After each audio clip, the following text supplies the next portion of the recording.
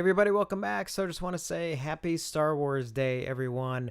For those of you fairly new to my channel and may only know me from some of the more recent like horror related videos, I am actually a massive Star Wars fan. In fact, aside from being a horror fanatic, Star Wars is actually my favorite film of all time. It was a film that I really think changed my life. When I saw it when I was really young, it made me interested in movies. That sort of fascination with sort of what I call visual storytelling. And it really began my love of movies and my desire to be a filmmaker. And obviously, my love of Star Wars sort of bled into every other aspect of my life. All the toys I had as a kid were, well, I had other interests. My main one was always Star Wars. Literally, like far and above any of the other ones. It has literally been just burned on my brain. Star Wars to me is very personal. And like some of you, I've had a lot of Star Wars stuff over the years. Like I mentioned, a lot of the stuff I had from when I was a kid. I luckily actually still have some of that stuff. While a lot of it is still packed up from when I moved, I do actually still have all kinds of Star Wars sets, a lot of figures of all different kinds from over the years. And yes, I even have a Porkins figure. And one of the biggest surprises that happened during the move is I found all of my original Star Wars figures from when I was a kid. I thought I still had some of them. I just wasn't 100% sure, but luckily I have at least most of them. I don't know if I have all of them. I definitely have most of them. And these are the original figures from 1977, 1980, and 1983. Now, these were actually my toys. They're in rough condition.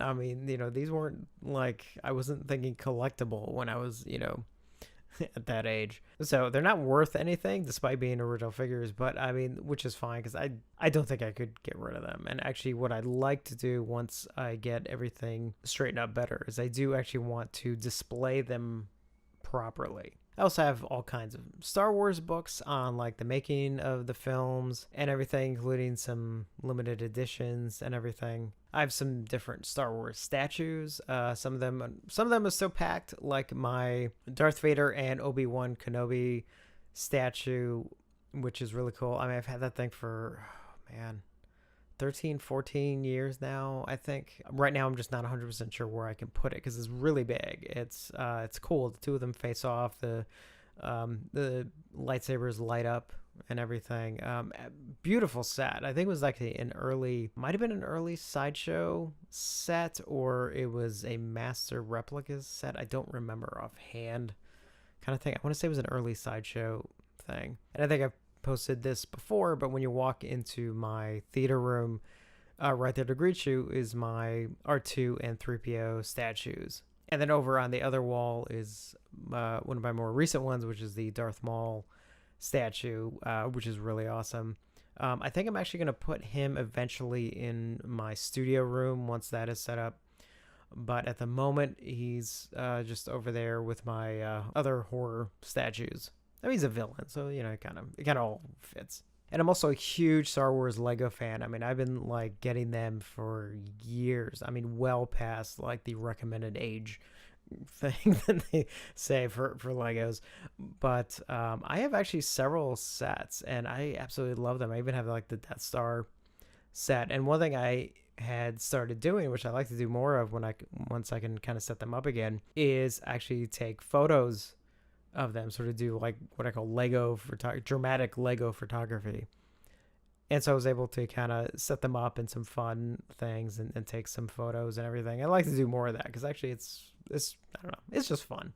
And as some of you know, I'm a huge movie poster collector. While I don't get as many anymore, I still get some from time to time. But obviously, I do have a lot of original Star Wars posters from a bunch of the different films and everything. I think I'm technically only missing a couple that I would really, really want. Obviously, Revenge of the Jedi would be great, but I got to be ready to dish out probably over $1,000 if I really wanted to one, especially make sure it's an original. Now, one of my most prized possessions is I do have an original Star Wars poster from 1977.